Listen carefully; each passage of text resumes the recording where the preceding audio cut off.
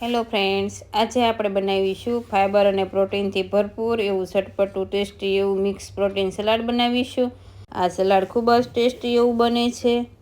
તો તેના માટે મેં 200 ગ્રામ બ્રોકલી લીધી છે, સાથે લાલ કેપ્સિકમ, લીલું કેપ્સિકમ, ફણસી, ગાજર, ઝુકીની, સાથે પર્પલ કોબી પણ લીધી છે અને એક ડુંગળી પણ લીધી છે. જો તમે ડુંગળી ન ખાતા હોય તો સ્કીપ પણ કરી શકાય. તો બ્રોકલીના આ રીતે એક એક ફૂલનો ટુકડો થાય એ રીતે કટ કરી લઈશું.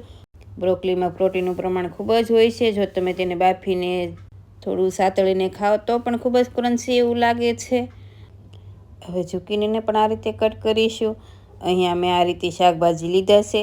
જો તમારે અમુક શાકભાજીઓ સ્કીપ કરવા હોય તો પણ એ કરી શકાય અને વધારે ઓછા તમારા હિસાબ પ્રમાણે પણ લઈ શકાય. હવે આ રીતે ઝુકીનીના પણ ટુકડા થઈ ગયા છે, સાથે ફણસીના પણ ટુકડા કરી લઈએ. આ સલાડ વેઇટ લોસ માટે, સ્કિન ગ્લોઈંગ માટે ખૂબ જ ઉપયોગી એવું બને છે. જો તમને કાચું સલાડ ન ભાવતું હોય તો આ રીતે સાતળીને પણ બનાવી શકાય. હવે ગાજરને સાલ અલગ કરી તેના વચ્ચેનો પાર્ટ પણ અલગ કરી દઈશું.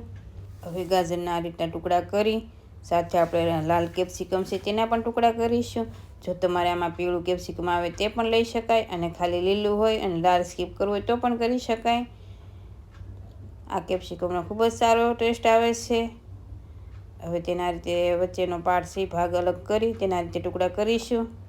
સાથે ડુંગળી, પર્પલ કોબીની પણ આ રીતે સ્લાઈસ કરીશું. તો આ રીતે બધા શાકભાજી કટ કરી લીધા છે.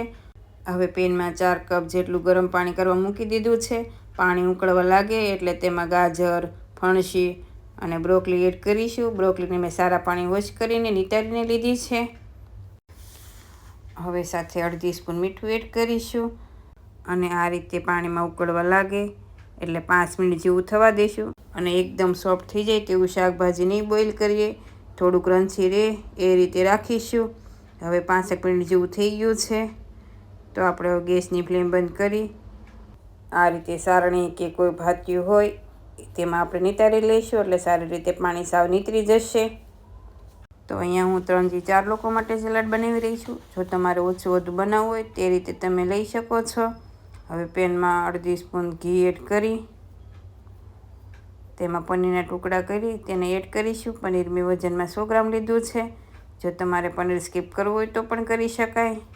હવે ગેસની ફ્લેમ સ્લો રાખી પનીર આછો ગોલ્ડન બ્રાઉન જેવું થાય ત્યાં સુધી આપણે તેને શેકીશું અને આ રીતે તેની સાઈડ પલટાવતા જશું એટલે બંને બાજુ સારી રીતે ક્રિસ્પી એવું થઈ જશે. તો હવે પનીર પણ શેકાઈ ગયું છે, તમે જોઈ શકો છો. તો પનીરને પ્લેટમાં એડ કરી એ જ પેનમાં સલાડનો વઘાર કરીશું. તો તેમાં 2 સ્પૂન જેટલું તેલ એડ કરી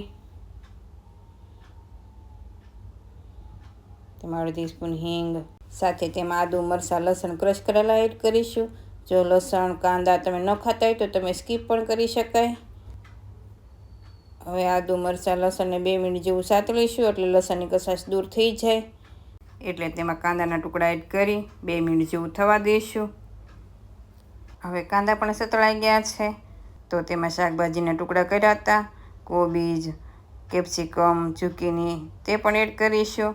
આ શાકભાજી અત્યારે સિઝનમાં અવેલેબલ હોય એટલે 1-2 વાર બનાવીને ખાઈ લેવું જ જોઈએ.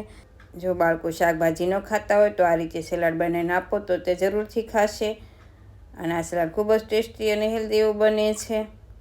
હવે ગેસની ફ્લેમ મીડિયમ રાખી તેમાં સ્વાદ પ્રમાણે નમક એડ કરી 5 મિનિટ જેવું સાતળીશું. આ શાકભાજી આપણે સાવ કૂક નહીં કરીએ, થોડું ક્રન્ચી રહે તેવું રાખીશું. હવે જે સાઈડમાં બોઇલ કરેલું શાકભાજી રાખ્યું હતું તે પણ એડ કરી દઈએ અને 2 થી 3 મિનિટ જેવું હાઈ ફ્લેમ પર રાખી તેમાં 1 spoon tomato ketchup, 1 spoon soya sauce, સાથે અડધી સ્પૂન મરી પાવડર એડ કરી બધું સારી રીતે મિક્સ કરીશું. અને જો થોડું ગ્રેવીવાળું બનાવવું હોય તો થોડું પાણી અને 1 સ્પૂન કોર્નફ્લોર મિક્સ કરી એડ કરી દેવાનું એટલે થોડું ગ્રેવીવાળું એવું બનશે. હવે તેમાં ફ્રાય કરેલા પનીર એડ કરી સારી રીતે મિક્સ કરીશું. આ શાકભાજી આપણે ઓવરકૂક નહીં થવા દઈએ, થોડા ક્રન્ચી રહે તેવા રાખીશું. તો હવે ગેસની ફ્લેમ બંધ કરી ગરમ ગરમ સર્વ કરીશું. આ સલાડ નાનાથી મોટાને બધાને ભાવે તેવું બને છે. તો તમે એકવાર જરૂરથી ટ્રાય કરજો.